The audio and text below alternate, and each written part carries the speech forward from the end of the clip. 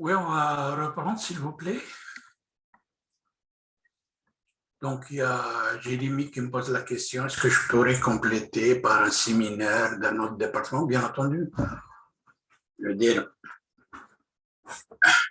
l'essentiel, c'est on fait, je veux dire, 7 en informatique, puis un au département de maths ou à notre département ou vidéo lecture, c'est aussi bon parce que, bon, il peut y avoir des conflits, il peut y avoir un séminaire qui nous intéresse, OK? Encore une fois, l'essentiel, c'est ne pas dégarnir le séminaire du département. Donc, c'est ça ce qu'on ne veut pas, parce que sinon, je veux dire, le directeur va dire, ben, finalement, l'année prochaine, ce n'est pas la peine de reprendre le séminaire parce qu'il n'y a pas de clientèle. Donc, je vais aller sur le premier cours. Je vais quand même essayer de gagner du temps si je peux, parce que comme vous êtes quand même assez nombreux, je pense qu'il va y avoir quand même pas mal de séances pour couvrir un peu les... Pardon. Pour couvrir un peu les...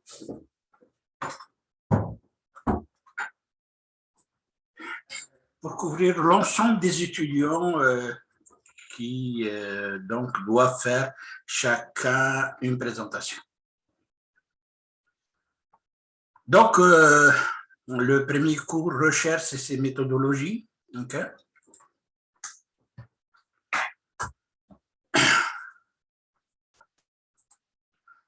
Donc, rappel des objectifs du cours. Okay. Donc, c'est comprendre les concepts de base sous-tendant la recherche et ses méthodologies. Okay.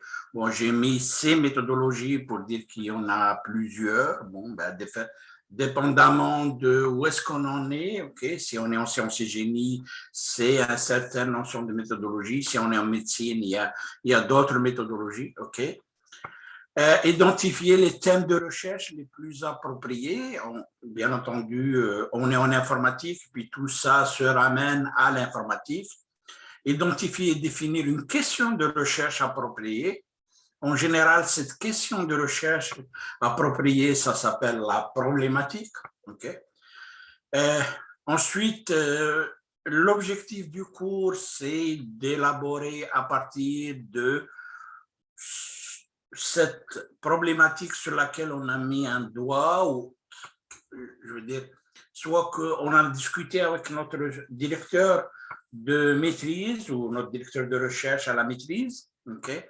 Donc soit il nous a plus ou moins indiqué une certaine question de recherche, soit que finalement, ben, j'ai un peu lu de ce que font les étudiants de mon groupe, là où je suis à la maîtrise. Et puis, j'ai vu, par exemple, que telle ou telle idée n'a pas été investiguée. Et puis, finalement, je peux toujours suggérer ça à mon superviseur et puis attaquer ça via une proposition de recherche.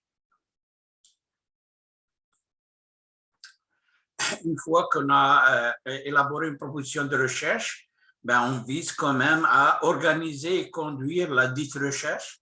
Okay? Et puis, les délivrables pour montrer finalement qu'on avance au niveau de la recherche, c'est les écrits scientifiques. Okay? Donc, il y en a aussi pas mal maintenant de chercheurs ou d'étudiants qui combinent quand même les écrits avec les oraux. Ils font beaucoup quand même de conférences, ok. Mais les conférences, c'est faire accepter ces écrits scientifiques. Ensuite, faire la proposition orale de tel ou tel écrit scientifique.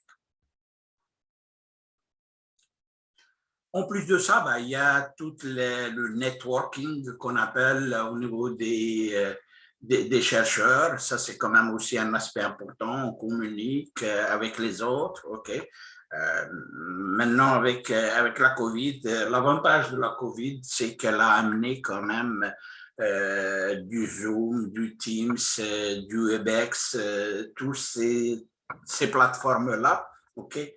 Je pense qu'après la COVID, et j'ose espérer que c'est la dernière année de la COVID, OK, après la COVID, il y aura très, très peu de conférences scientifiques telles qu'on les a vues avant la COVID, c'est-à-dire qu'on va dans une ville et puis qu'on se réunit pour la présentation. Je pense que beaucoup de conférences vont continuer la méthode virtuelle. Ça a beaucoup, beaucoup d'avantages.